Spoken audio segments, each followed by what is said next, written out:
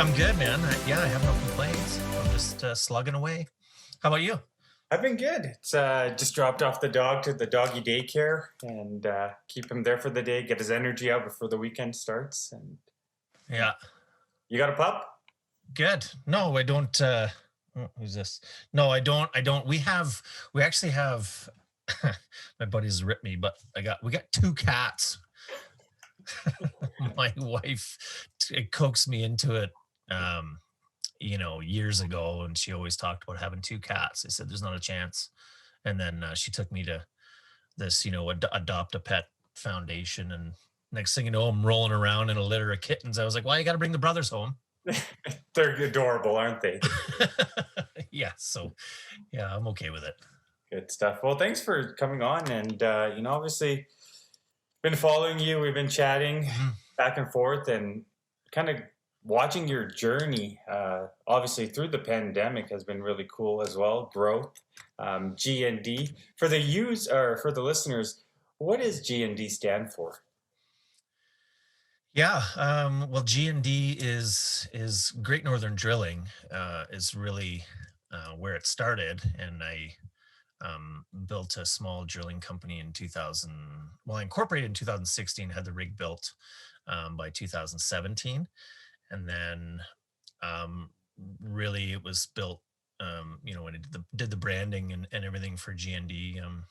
It was really to represent, all of drilling in kind of in the Great White North, the energy sector out here. And then um, that kind of I pivoted a bit, obviously after having to have a couple of heart surgeries and going through some tough times in the downturn.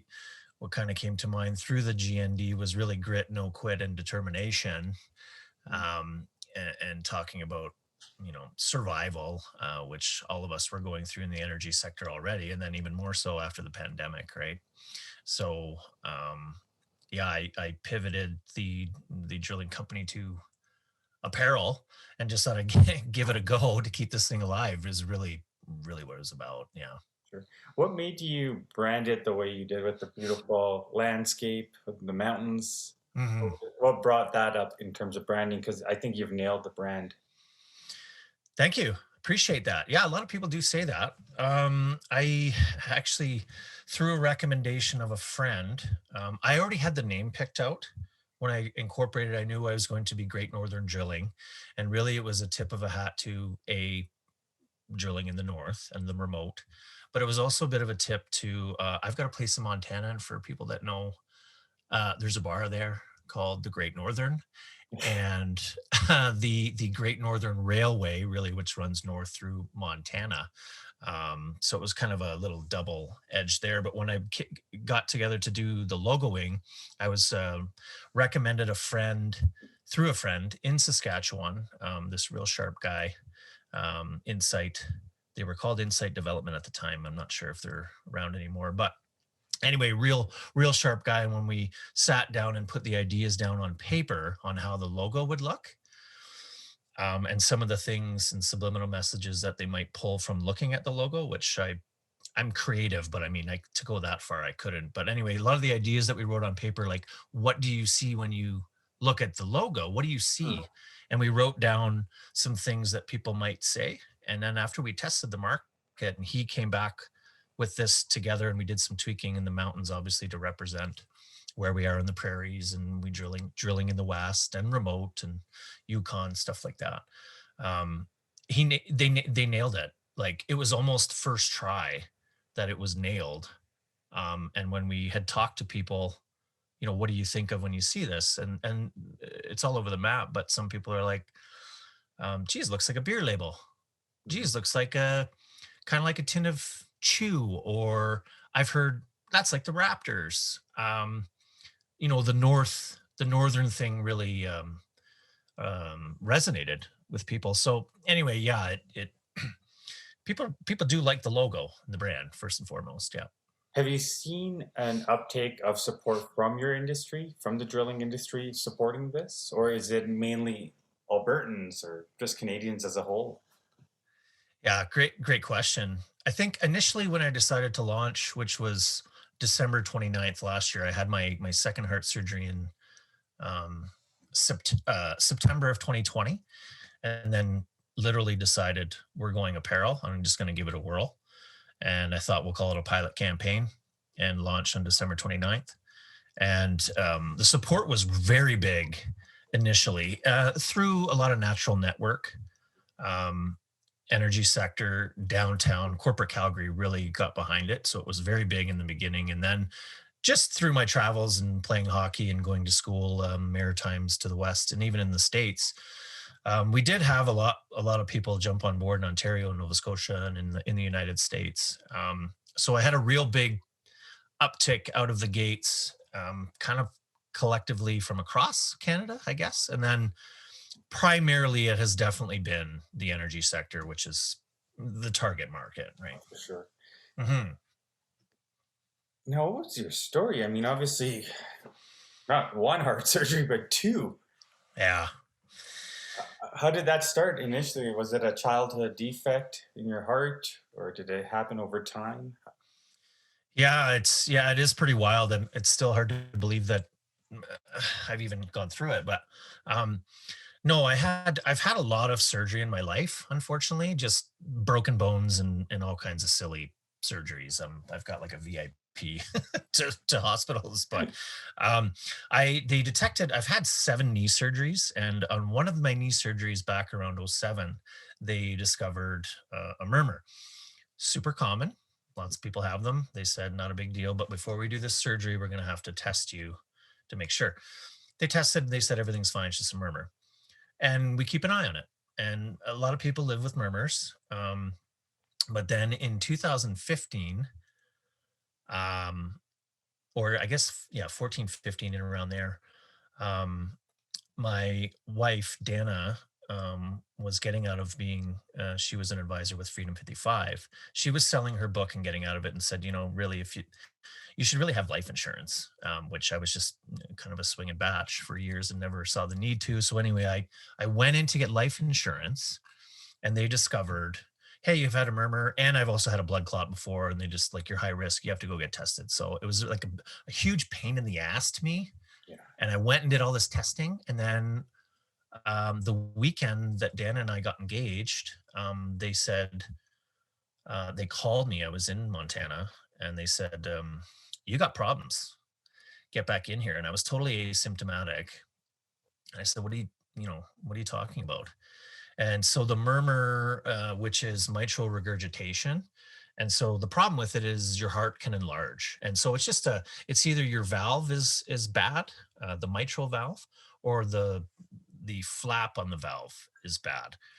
And so either we're going to replace or fix. And so at the time they said, we can go in, minimally invasive. They went in through the side. Anyway, this was a whirlwind. They basically told me, you're bad and you need to do this now. And so they kind of rushed me in. Um, and it was a minimally invasive. They went in through the side, but still bypass, shut you off. So pretty scary. And then it was about a 7-hour surgery. They said it was really, really tough. But so they discovered, the flap was messed up. The valve was decent. They fixed the flap by putting this annuloplasty ring in there. And, but they also discovered I had a hole in my heart, which would have been from birth. Also kind of a common thing too. And normally it just grows over, which I guess mine had not. And so after that surgery, they basically had said, you should have dropped years ago. Not sure how this valve was even intact. And the fact I didn't have these symptoms was a little scary as well. So they fixed the flap, and then they repaired that hole, which led to some previous issues that I had, like severe migraines and some circulation issues. So that was the first surgery. And What was then your mind going through during this time? I mean, mhm, all the things you wanted to do in your life, just engaged, everything. yeah. It's all in Yeah. front of you. Like, did you realize, shit, I don't have time. Who knows what tomorrow holds? And then holding yourself together. Yeah, it's quite the mental game. Oh, yeah. It's hard to, yeah, it's hard to keep together for sure, and especially being, I hate saying I've had two now, but that first one, yeah, you think you contemplate death, and you Google search odds of survival, and they were all very they were really calming in keeping helping me keep it together. The staff at the live-in clinic and my surgeon, Dr. Maitland at the time. It's the odds of you dying are really really extreme, right? I mean, it's not going to happen, but it's still they're shutting you off. So yeah, it was hard to wrap my head around that. It was a big mental thing, and so I was extremely nervous. Going into that surgery for sure. But they were able to kind of half fix it after that one. But yeah, it's a tough mental thing, no Did question. you, when you came out of the first surgery before, obviously now the second one, but the first one, Mhm. did it give you a refreshed look on life and a perspective on life is short? We don't know what tomorrow holds. It totally did. Totally did. Yeah. You think about that when you hear and read stories of other people going through these times of extreme adversity and or trauma, etc. I did have a new outlook after. Meaning, yeah, you've only got. I always kind of lived that way anyway, but after this surgery, it was really like, yeah, you don't. We've only got one kick here on Earth, and I really, yeah, wanted to live every day. Now, the issue with that for me was after I had that surgery, and then after I went through that kind of metamorphosis personally after, one day all of a sudden I felt, you know what, they fixed me, so I'm going to do what I want and I'm going to live. Meaning, I kind of threw caution to the wind, and where I went back to almost my old ways, drinking heavily, which I kind of always had, and not watching what I eat, and I went right back to it. And so, but I thought I was doing the right thing by doing that. I'm going to live. They fix me. I'm going to live. And then I had issues again, And how and many so years later was this? is exactly 5 years. 5 years. Okay. And now they did say that there was a potential of another surgery one day because they did it minimally invasive. They're not able to see everything, but they just, you do an annual checkup. And I did 3 annual checkups.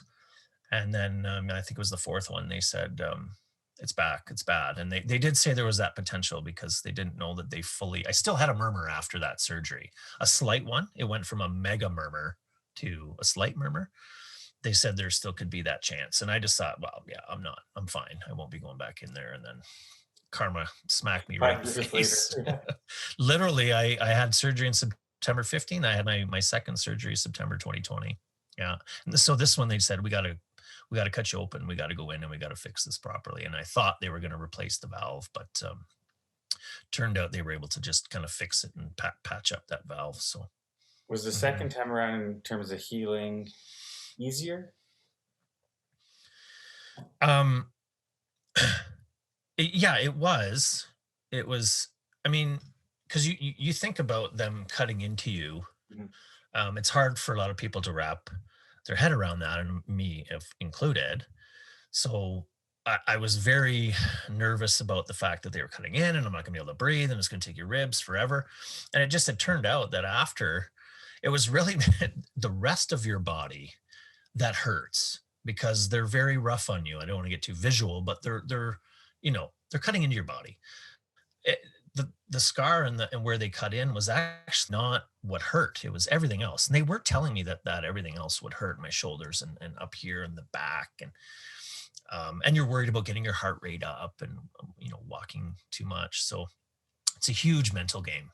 Um, yeah, try to help people anytime I can if I talk to people going in, but not easy. You know, how did you? I mean, I'm sure there are days and moments where you Mhm. felt darkness or saw darkness. How did you kind of keep your spirits high? What made you say one more step or let's go? Was it your wife? That one's an easy one on the second one because now we've got a daughter, and I'm not saying I didn't want to live for my wife and my family prior. Of course I did, but it just changes your thought process. Now I've got a daughter. I want to be around for her. So I thought about writing her a letter and putting it under her mattress before I did this surgery so that if I didn't make it, she would read this. And Yeah, you're just thinking of just surviving, and so it really changed to making me. I felt tougher going in because I wanted to be back for her, and so that was really it. That was the driver. Yeah, I wouldn't say dark, but um, yeah, definitely emotional, no question. Were Yeah. you scared? Because I mean, I would definitely be scared to go for a second surgery, let alone a first one. Yeah, you can't. Anybody who says they're not afraid. Yeah, of course you're scared. No other way to get around it. I mentioned in one of my little videos that I sent to friends that there's a lot of suppression going on. I had to suppress everything I was feeling and almost fake like I was, going into battle and I'm tough and not think about that stuff. But the second you're out from under the anesthetic and you're through the grogginess, then you realize, holy, that was pretty wild. It's like you're going through another dimension, you know. Sure. Hmm. Now that you're focused on G&D, I mean, obviously you got hit with what you dealt with right now with the two surgeries, COVID, the industry suffering. Do Yeah, you see hope for the future in the industry of drilling? I do. I still do. I mean, there's no mistaking that the global demand is there. I think the harsh reality is that we've got two different cultures, or actually many more cultures going on in the country, right? So everybody in the West, Alberta and Saskatchewan, some of Manitoba, and some of kind of that exterior BC, we understand that our regulatory and our policies and reclamation and environmental and innovation here is otherworldly and top notch. We know that here. But I think what we've discovered, obviously, since 2015, this liberal government, they just don't see it that way. And I think we get upset about it because we are transitioning, and we have been for some time out here into a greener and researching the alternatives. A lot of these companies are in for it. So back to your question, I still think the future's there. I don't know that we're ever going to get back to the crazy boom times of '05, '06, but that's okay. I think it's still going to be here, but it's an uphill battle, no question. Our message doesn't seem to get through um, to them there. So. Well, I'm sure there's going to be drilling or other elements Mhm. in these newer sectors that are coming out, right? So Yeah, I, no I think question. the biggest thing is I get worried for Canadians in terms of jobs, individuals that work up north. And if we completely shut everything down, what are these people going to do? And yes, there is tech and all these other things, but if that's all you know all your life and you're really good at that, I'm sure there's a place that they can be put rather than here, learn now at 40, 50 years old. Yeah, I don't. He's really, really poor messaging when Justin Trudeau says, "Oh, we'll just help them transition into other jobs." Well, I mean, it doesn't work that way. Um, if these guys at the field level, all these laborers, and it affects what some 200, 300,000 workers, whatever it is, in its peak. Um, I think there are great opportunities in something like, say, what Deep Earth is doing, being the first geothermal, um, and the carbon capture that's been going on for quite some time here. Now it's the flavor, but it's been going on already. They've been researching that for years. But that geothermal that would be the first of its kind in Canada, that Kirsten Marcia is kind of spearheading in Saskatchewan, because they're able to use drilling at its current form, current drilling practices and regulatory and drilling rigs and all the services that go into it to drill for clean energy and geothermal, which is essentially hot water, right, to power for electricity. So um, that stuff's really exciting, right? So if something like that hits big, and they're drilling for everything else now too, right? Lithium and Lithium, E3 metals, right? They're doing that. yeah, metals, helium, like I used to say it, I don't know, 10 years ago, Saskatchewan, I mean, they are sitting on a pile of the world's richest resources, Saskatchewan. I mean, from diamond, gold, uranium, potash, you name it, they've got it. And it's pretty exciting if you can use current practices to help transition. Makes total sense. And you know what? I have a lot of friends in the sector, and they Hmm. don't mind transitioning as long as if you're a pipe fitter, can you put me in a greener initiative as a pipe fitter? I'm okay with that. Right. Job's a Sure. job. Yeah, that's right. They don't Exactly. But when care. you say, hey, pipe fitter, now you're going to just work on the computer, it's, you're taking away from who that person truly is and what they have Mhm. as a skill that they Yeah, bring. that's not going to fly, and that's why we get so offended out here because the messaging is, well, we'll just help you transition to a new job. Come on, just you don't know anything about our industry. That's what's upsetting about it for sure. Hmm. What do you see or expect that someone will feel when they wear GND?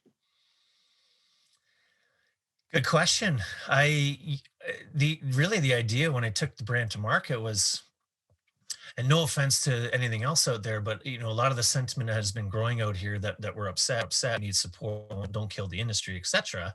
And so you've had pop-ups like I love Canadian oil and gas, and I love oil sands and Alberta Strong, and all great um, representation of us. I just wanted to do it without saying the words. So that's why you use the hashtag making drilling cool. It's okay to wear the logo and support the industry, but you're also not waving a big flag around. Like, not that I care about offending people. It's just a different way of maybe you can incorporate it into workwear or fashion wear. I tested the market just to see if it would even fly, and it's done pretty good. So Keep it subtle, and if you subtle. know, you know, kind of a thing. Yeah. Yeah, exactly. Yeah, if you know, you know. And how many times do you look at what people are wearing? Do you really get into like what does that stand for? I No, mean, they just see a G&D in some mountains and it's like, yeah, cool hat. move That's on. good enough. Yeah, move on. Hmm. I'll have to give you one of the Canadian podcast hats when you. Yeah, yeah. Send her over. So I guess moving forward through COVID, as a brand or as a startup, was this an interesting transition from going from drilling to retail and online? Oh, huge learning curve. Yeah, to go from swiping every day through Insta and your social feeds to all of a sudden, now I'm in it. Mhm. I creating my own ads or videos. I mean, you've seen some of my content's good, some, sort of swings and misses, but yeah, huge learning curve. But it's also a great little side hustle because it's not that difficult. I just I've learned is you've got to be on it. You've got to have your content. It's got to be repetitive. And then of course there's the marketing piece that you've got to, send out, get your ads constantly going out there, which requires money. So there's that portion, but there's been a big, yeah, a huge learning curve, no question. And I just wanted to see if people liked it, which they do. And so now I've kind of just been more gradual, where in the beginning I just really wanted to knock it out of the park and slay it. And now that I've tested some things and some things work and some things don't, I'm having a little more methodic approach about it going forward. Where is one of the most bizarre places that a client has purchased GND? Um, like a purchase from where they were. I've Yeah, like had, online, yeah, have you had it shipped? yeah, yeah. Well, I've had Australia, um, Okay. Louisiana would have been another, but I also, there were some friends down there. But Australia's would be definitely the farthest, um, Wow. which is pretty wild. Yeah, yeah, Maritimes, but yeah, there were some down in the States, but these were guys that You either I know, played in the league down there, or they purchase and then people see it and then they order it through there. I still got to figure out like the shipping. That's the other thing, the shipping piece. I have to figure out because I still can't wrap my head around why our costing is so ridiculous in Canada. for The sure. Canada Post, it's insane, and I can't tackle that myself and charge these flat rates like I'd love to, because I know I'd just be taking too much of a hit. So I just charge the Canada rates. They are what they are, and I know there's a lot of abandoned checkouts for that because you can order from Amazon and everything else and free this and it's there in a day. And I can't control that. Not yet, Well, how anyways. did Amazon, how are they able to control such a system in terms of, I mean, you look at Canada Post and then you look at Amazon. Yeah. Yeah, I guess they're just so massive, right? It's just sheer volume. They can have everything. Everything's built in, right? And so I've had a lot of deliveries and a lot of shipping in the beginning where I was eating a ton because I just couldn't figure out. You have to take your product and weigh it, right? And then you weigh it in the package, and then if there's two items, you got to know the weight in the package and what package is it going to be in. And so there was a lot of yeah, I'd lose some money here on shipping. I have $4 here, $2, $5 here, right? But I also, because luckily, because I tied this to the heart on your sleeve portion of this, which is a portion's giving back to the Living Clinic, and that is the goal. There was a I just put the tip option on there on the site. You can or you don't have to. Certainly not obligated. Tons of people tip, and so that really offset my shipping issues in the beginning. And so through the website, it does track your total tipping, which is great. So No, that's super that's cool. Wow. hmm hmm Is Do you use Squarespace or WooCommerce? Have you tried all or tried a bunch of them to see which one's the best for me?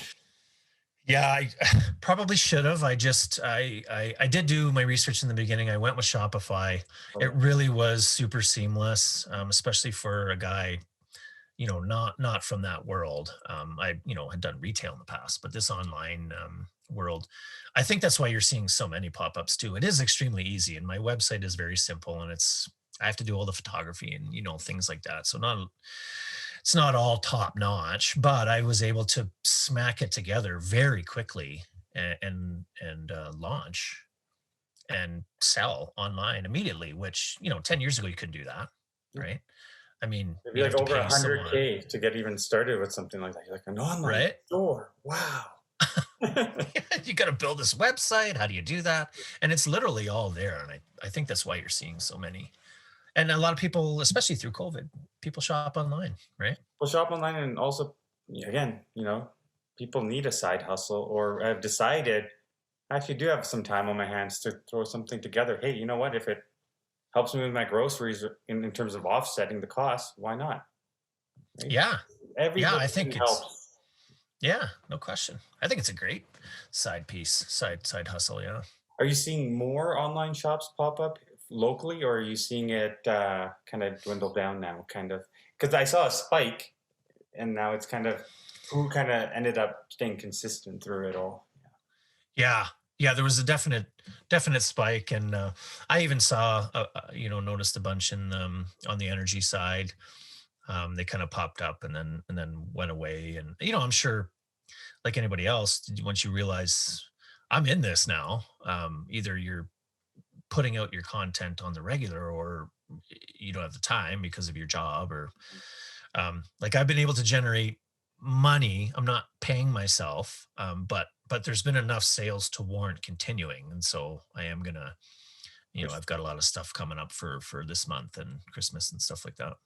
How hmm do you stay innovative through it all? Where, okay, so you got your logo, hmm you want to put new sayings, or and then if you put new sayings on based on your mood or the season, does it take away from the initial message, right? Because that's a push and pull. You're like, oh, I totally want to throw this on there, but do I do it or do I not?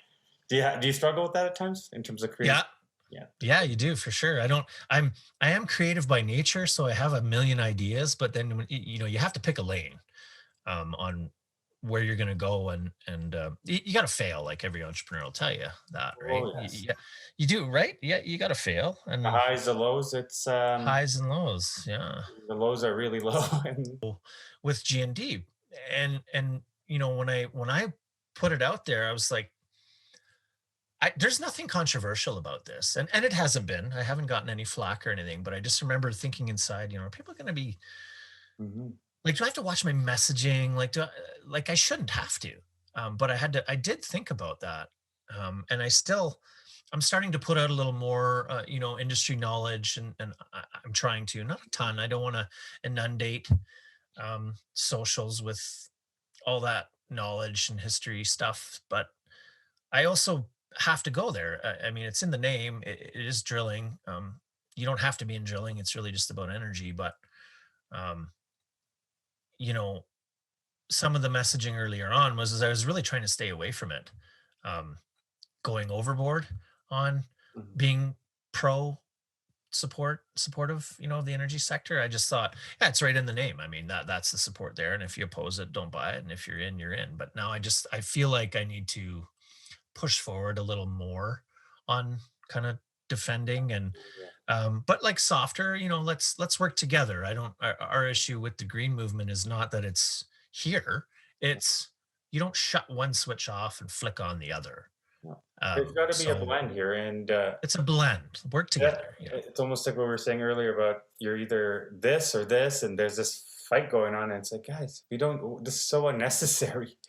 Super unnecessary. No. And Yeah. it's not in our control. That's the other thing. We can scream and yell and hate each other, but Hmm. Yeah. or we can just literally, like you and I, sitting here and talking and saying, "Yeah, well, we see both sides. I see both sides. Sure, there needs progress. There are issues at hand, and let's find a way to work together instead of saying, well, no, if you're not on my side, well, you're the bad guy or you're the bad gal." Shouldn't work like Yeah. But it's always the minority, right? I mean, this is where cancel culture has sprung from. It's the minority of voices opposing whatever they oppose, but because it's on social media, it's they're loud. visible. It's loud, and then it takes over, and you're canceled. And the people who stand up against cancel culture, God love them, the whatever you want to call them, the patriots or just tough. Uh, but they take flack for standing up. Like, this is the issue with social media is the bullying and the canceling. It's crazy.